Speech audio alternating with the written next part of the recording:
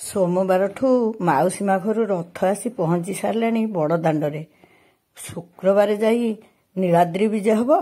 एते दिन दांडे कालिया ता भाई भौणी की धरी भक्तों मेल हुंदर करिवो। आहा मो भाग्य किंतु नाही। मु जदि जानी थांती बाहुडा घड़ी रे एते दिन दांडे रहिबे कलासांत ताहले मु भाबी थांती रथ यात्रा को पछे न जीवी बाहुडा को जीवी। हेले ता डोरी केतेबेले केमिति लागिबो से कथा किए कहिबो। मु तो रथ यात्रा रे जाई 3 दिन रहिके आसीची। पुणी कौन कहबी मते टिके बाहुडा रे नहीं जाओ के जानी को पटु कौन से जदि डोरी लगई थिबे कहि पारुनी। हेले से रथ यात्रा बेलर कथा सबू बारंबार मने पड़ुची। देखु नाहंती मोर केड़े भाग्य 3 रथ सम्मुख को मु जाई पारली रथ बासी दिन। आ केते जे आपणार लोकन को भेटली कहंतुनी। ए होचंती आम अनुगुलर से भी जड़े वीडियो क्रिएटर तांको संगे देखा ही भारी खुशी लगिला।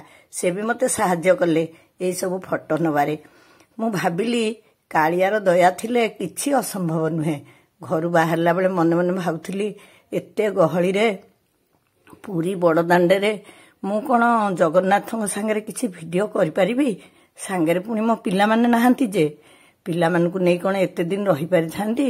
मु तो 2 बड़ भौणी को संगे बाहरी जाइथिली 3 दिन पुरी रे रहिबी बोली। सतरे आमे 3 दिन पुरी रे रहिलु। प्रथम दिनटा एमती खाली जाई बड़ दांडरे बुलिलु आउ गलु समुद्र कूल को। ता पर दिन कथा कहंतुनी जुआड़े गले एपट बंद सेपट बंद एमती हेई कटि गला। जहा आ बड़ दांड जाए जाई पारलुनी। मनरे आशाटिए थिला काली परा रथ टणा हबो। बड़ ठाकुरଙ୍କ रथ तो बहुत कम बाट जाइची जान श्रीमंदिर सम्मुख रे ही अच्छी। तेणु काली ही आसीबा। सतु सत परदिन आसी मु बैरिकेड पाखे ठिया हेतिली। अनुमान करथिली ए गहली के मु जाई परिबी कि नाही। जगा चाहिले कोन असंभव। बड़ भौणी देही को कहली मु टिके बैरिकेड आरपट को जाउची जेतिकी पारिबी जीबी। मो पई जम्मा व्यस्त हेबेनी। पुणी मु एठिकी फेरी आसबी। बैरिकेड बाहरी गला परे की उन्मादना मो देहरे जेमती सतर केते बळ भरीगला। मु पूरा चलीगली बड़ दांड मझिकी।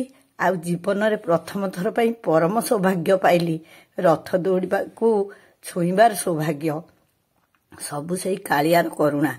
तापरे सेठी केते पिला माने सब नाचुथिले। पिला कोन मो समते तो नाचुथिले। आ से तो गोटे अद्भुत अनुभूति। आ मु भाबिली गतकाली सतरे केते दुख करुथिली मु एई मानक संगे मोर देखा हला। काली जतले छिनछत्र हेई बुलुथुलु बड़ दांड को न आसी पारी एमाने बारीपदारु आसुथिले। मु कहली आपण माने जिबेटी बड़ दांड को मते टिके नै जाउ नाहंती। से कहले माउसी सेमिति कोन नै हबो कि आमे पास पाइचु नाम नाचिले ही जाई पारचंती बोधे। मोरे भूल धारणा को से बदलाई देले। प्रकृत रे तांको लुगा तळे पास टैग हेई लगा हेतिला बोली सत कथा। जगा काहेकि आमको ता पाखकु नब। कोविड पूर्वरु मु बहुत थर रथ छुईची। एमिति कि रथ ऊपर को चढ़ीची श्री जगन्नाथଙ୍କ अंगस्पर्श मध्य पाइची। हेले से सुख सुख हेई रहीगला। आ बोधे ए जन्म रे मिलिबो नाही। तेणु मु एई मानकु अनुरोध करुथिली मुली मते टिके पाखकु नै जाओ। से माने तांकर असहायता प्रकाश कले। किछि बाट जिबा बेलकु सुआर साही रे एई कुनी पिलाटी रथटी रे ठाकुर बसई बसथिले। मु कहली बापा रे एबे ताऊ रथ छुई होनी तुमरो ए कुनी रथ को मु टिके छुई देबी। से आग्रह रे हां कले। मु जाई रथ पाखरे टिके बसी पड़िली। सेठु आसी देखला बेलकु ये साजी सुजी हेई ठिया हेइछंती रथ आगरे नाचिबा पई। तांको पाखकु टिके गली। मु तमकु टिके छुई देलो मा। तमकु छुई देले तमे जतेले जाई नाचिबो जगा सेतेबेले जानि पारिबो मु विकल हेई तमकु छुई देइथिली बोली। पुणी टिके बाट आसीची आउ जणे नृत्यांगना से पुणी मते चिन्हिचंती बोली कहले। मु टिके आउ भरोसा पाई तांको पाखकु गली। कहली मालो तो नाचर गोटे शैली मते बतई दे। मु टिके एई बड़ दांडरे सेमती छिड़ा हेई पड़े। सतुको सत से मते बतई देले। आ मु सेई पोज रे ठिया हेई पड़ली। मु भी नाचुथिली झियो बेले 40 वर्ष तले। मनटा पूरा पूरी गला। एथर पूरी आसी मु एते प्रकार मजा नेबी मु कोन जानिथिली। सबु सेई कालियार करुणा।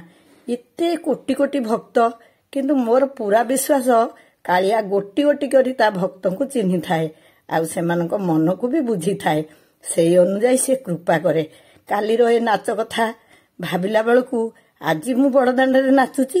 ସତରେ ତ ଏମିତି ଗୋଟେ ସମୟ ଆସିଗଲା, ମୁଁ କେତେବେଳେ ବ୍ୟାରିକେଡ୍ ଡେଇଁ ଆରପଟକୁ ଚାଲିଗଲି, ଆଉ ସେ ନାଚ ଦଳରେ ପଶିଯାଇ ନାଚିଲି।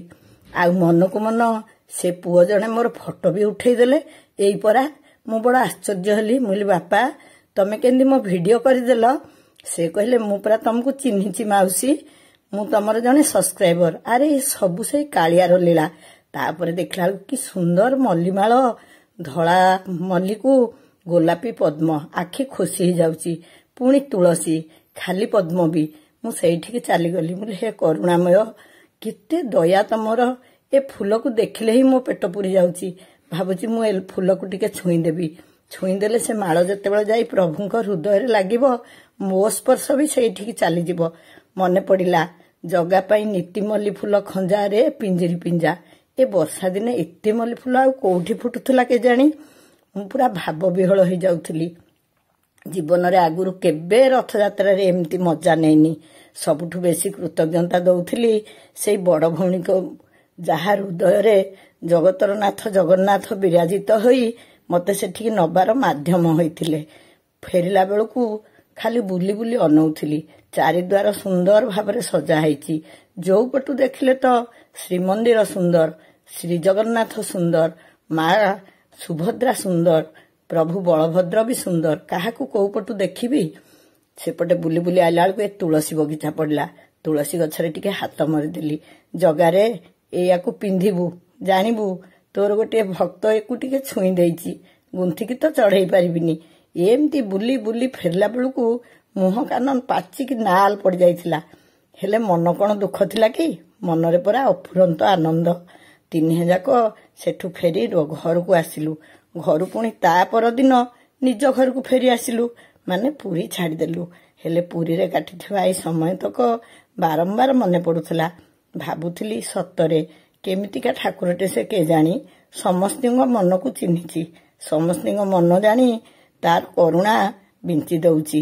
ନହେଲେ ମୁଁ ଏ ବୁଢ଼ୀ ଦିନେ ଯାଇ ବଡ଼ଦାଣ୍ଡରେ ରଥ ଆଗରେ ନାଚି କୁଦିକିରି କ'ଣ ଆସିପାରିଥାନ୍ତି? ମୁଁ କହିଲି, ହଉରେ କାଳିଆ, ପିଲାଦିନେ ନନେଲେ କ'ଣ ହବ? ଏ ବୁଢ଼ୀ ଦିନେ ତ ମତେ ଶୈଶବର ଆନନ୍ଦ ଦେଇ ବଡ଼ଦାଣ୍ଡରେ ବୁଲେଇ ଖେଳେଇ ଛାଡ଼ିଲୁ। ଜାଣିନି ଆଉ ପୁଣି କେବେ ଡୋରି ଲାଗିବ, କେବେ ପୁଣି କାଳିଆର ଦର୍ଶନ ପାଇବି, କେବେ ପୁଣି ତାର ଶ୍ରୀମୁଖ ଦେଖି ଏ ସଂସାର ଜଞ୍ଜାଳ ଭୁଲି ହସି ହସି ଘରକୁ ଫେରି ଆସିବି। ଥରେ ଜଗନ୍ନାଥଙ୍କୁ ଦର୍ଶନ କରିଦେଲେ କିଛି ଦିନ ପାଇଁ ମନଟା ହାଲୁକା ହେଇଯାଏ। ଭାବୁଥିଲି, ସତରେ ଘରେ ପହଞ୍ଚିବି ଆଉ ଜଗନ୍ନାଥ କଥା ହିଁ ଭାବୁଥିବି।